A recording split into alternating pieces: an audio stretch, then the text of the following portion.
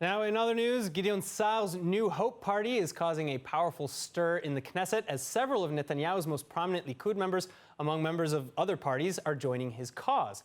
Joining us to break down the New Hope Party's platforms and more is former Likud Knesset member and current Knesset candidate for the New Hope Party, Sharren Haskel. Sharren, I'm so happy to have you here. Thank you so much for being here. Thank you very much for inviting me to the show. All right, so let's just get started. You left the Likud. Talk to us a little bit about the decision behind that and what you think the biggest differences between the Likud and New Hope are. Yeah, it was a very difficult decision for me to make, but I know it was the right choice and the right decision. I have to explain something. It might be a little bit difficult because to understand the inner politics in Israel.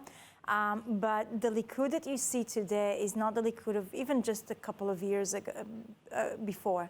Bibi that you see today, Prime Minister Netanyahu, is not the same Prime Minister Netanyahu that was there before. And seeing so many red lines that the Likud and Bibi have crossed in the last year, and I say it with great disappointment and a lot of pain, made me to make the right decision to join Gideon Sa'ar in changing the current government and starting a new road. Israel is under a serious economical crisis.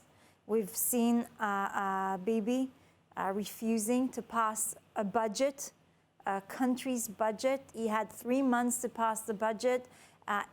While we are in huge debts, when we have a huge amount of percentage of unemployment, when we see businesses who are closing down, it's devastating what is happening to the Israeli economy right now. And what we need is a long-term plan, a long-term budget to get us out of there. Well, so I have to ask, on platform, right? How different is the platform? Because, I mean, we're talking a little bit about, you're saying your red lines that Netanyahu and other members of the Likud have crossed, apparently, but in terms of platform, what is the difference between the Likud and New Hope?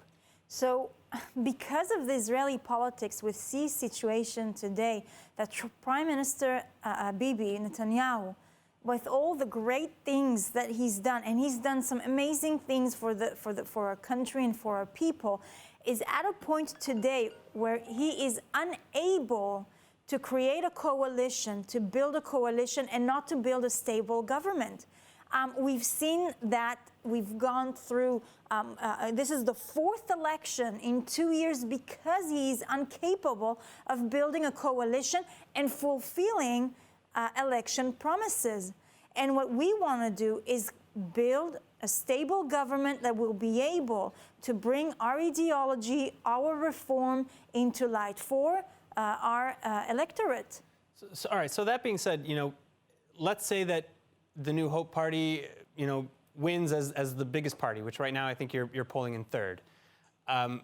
Who do you see as your natural partners in a coalition? Well, there are, I think, 10 parties that we can sit with. I'm not dealing now with constructing a certain coalition, but we have 7 guidelines for our party. And on those guidelines, we will build a coalition, a stable one, that its main cause is to first make sure that Israel is getting out of the economical crisis that we're at the moment. We have to pass a budget. It is unheard of, never been before that Israel is without a long-term planning for more than 2 years now. It is ridiculous, and definitely not at this time when it's so needed. And so this is the basic guideline that with that we are going to start constructing a coalition, a stable one that's going to serve for 4 years, and that's going to apply or going to join us with specific reforms. We have 3 main reforms that are our main goal. We've published them. One of them speaks about eliminating the crime within the Arab communities, which is some of we see a huge amount of illegal weapon, violence against women, murders that we see in the communities. So we have a full plan on how to eradicate that. The second one is to reform our judicial system. And this is also, we have a few sections of legislation that we have to pass in that. It's very well needed in order to regain the trust of the people back in our judicial system. And the third one is a change on the way that we elect, on the election system in Israel today. All right, well, I hope to have you back as soon as possible to discuss more of the policies in New Hope and how that's going to play off with future crises and crises that are ongoing. Sharren, thank you so much for being with us today. Thank you very much.